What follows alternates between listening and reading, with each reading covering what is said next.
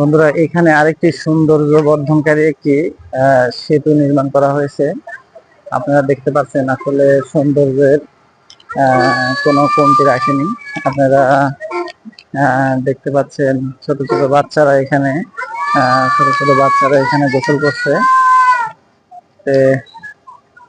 আপনারা দৃষ্টি দেখতে পাচ্ছেন, অসাধারণ দৃশ্যের একটি দৃশ্য। এই যে ছোট ছোট বাচ্চারা এই যে ব্রিজের নিচে গোসল করছে, আপনারা দেখতে পাচ্ছেন। অসাধারণ একটি আসলে নারায়ণগঞ্জের রূপগঞ্জে যে এত সুন্দর একটি স্পেস, আসলে এটা কল্পনাই করা যায় না। বন্ধুরা, আমি লেকের উপরে সর্বশেষ যে ব্রিজটা, এই ব্রিজের উপরে এসে পৌঁছালাম। দেখেন ব্রিজটার সৌন্দর্য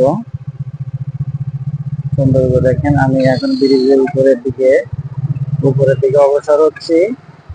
আসলে বিকেল বেলা এখানে তিল পরিমাণ জায়গা থাকে না, মানুষে একদম দেখেন ভরে যায়, একদম পর্যটকের মতো আসলে জায়গাটা পর্যটক স্পটের মতো হয়েছে।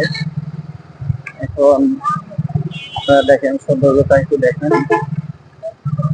এটা আসলে অতুলনীয় একটা সৌন্দর্য। চারদিক দিয়ে এই ব্রিজের উপরে ওঠা যায়।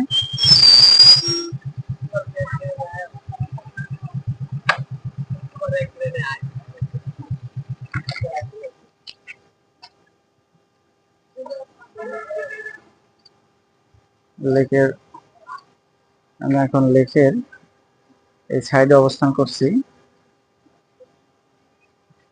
লেকের দেখেন সৌন্দর্যটা দেখেন, আপনারা দেখতে পাচ্ছেন। অসাধারণ একটি দৃশ্য, আসলে সত্যি একটা অসাধারণ এটি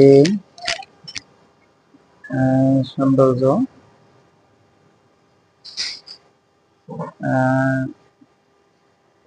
দেখেন ওই ব্রিজটা থেকে আমি এইমাত্র ওখান থেকে এখানে চলে আসলাম।